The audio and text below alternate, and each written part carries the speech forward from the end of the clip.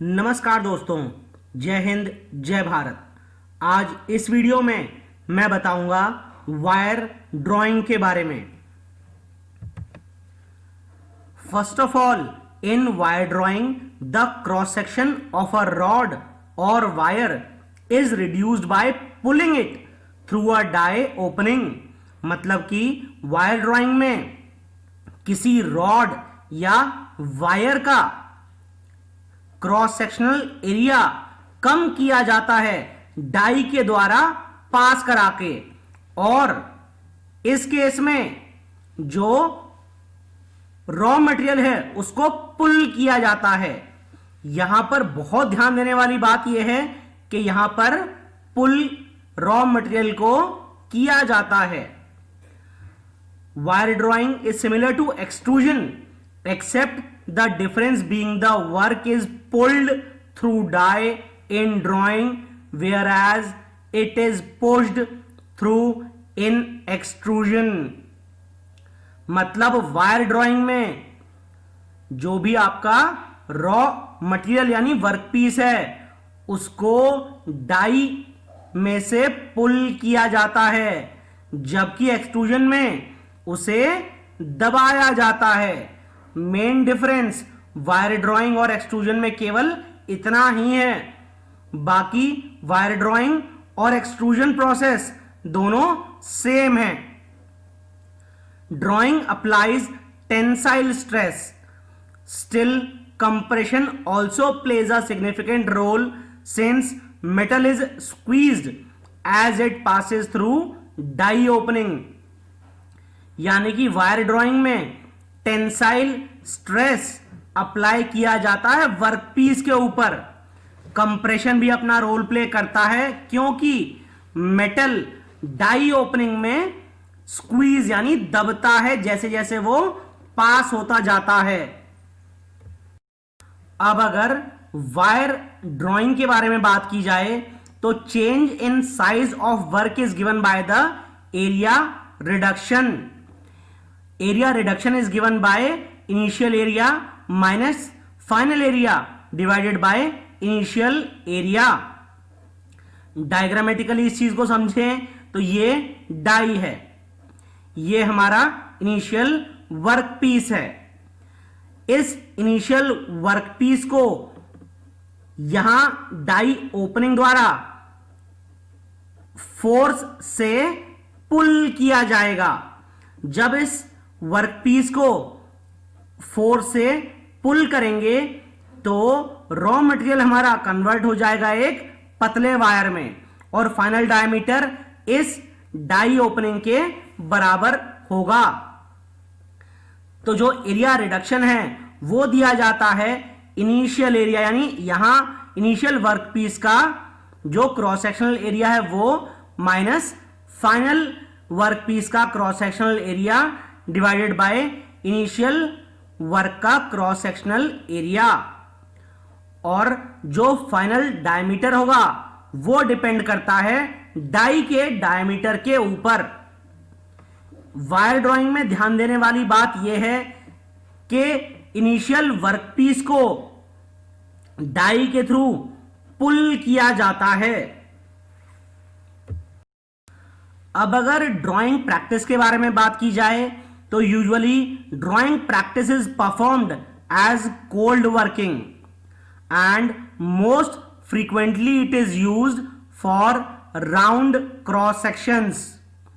यानी कि जो इनिशियल वर्कपीस होता है वो नॉर्मली कोल्ड यानी रूम टेम्परेचर पे रखा जाता है, उसको गर्म नॉर्मली नहीं करते, और जनरली ड्राइंग को राउंड क्रॉस सेक्शंस के लिए इस्तेमाल किया जाता है।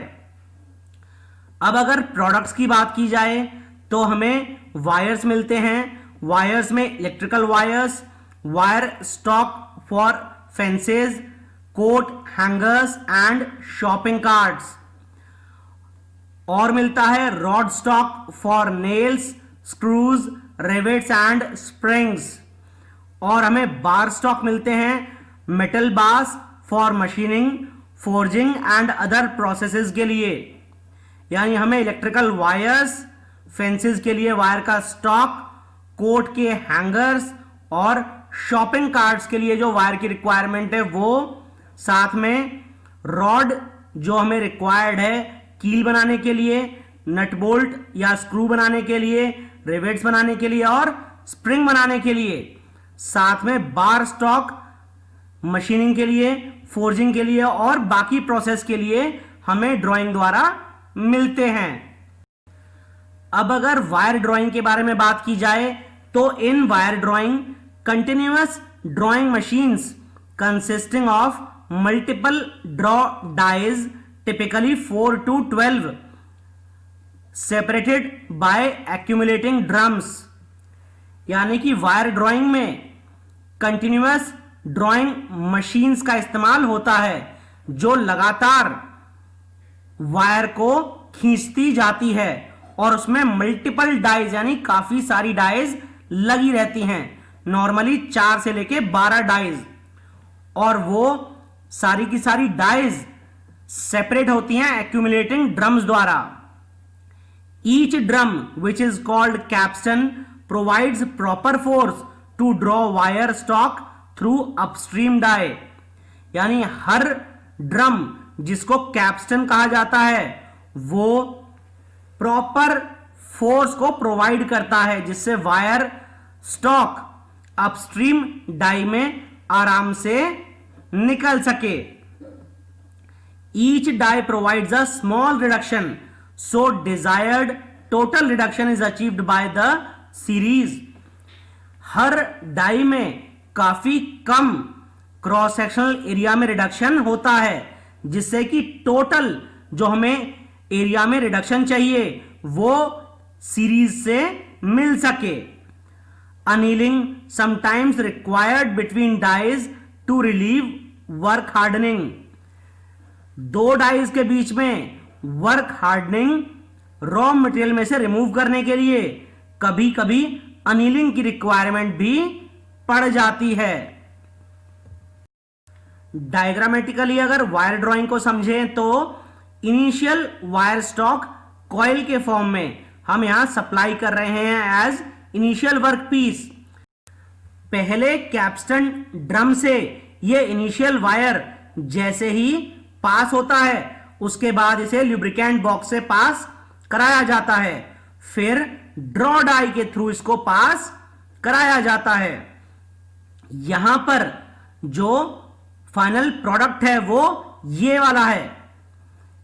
नेक्स्ट कैप्स्टन ड्रम के लिए जो पहली बार का आउटपुट वायर है वो एज इनपुट काम करता है और उसके बाद में वायर यहां वापस से लुब्रिकेंट बॉक्स से पास करता है और फिर सेकेंड ड्रॉ डाई से पास होता है जहां पे वापस से वायर का एरिया कुछ रिड्यूस होता है और उसके बाद में वायर वापस कैप्स्टन ड्रम से पास होता है और आगे जितनी बार आपको उसका क्रॉस सेक्शनल एरिया रिड्यूस करना है उतनी बार लुब्रिकेंट बॉक्स और ड्रॉ डाई से वो वायर पास होता है।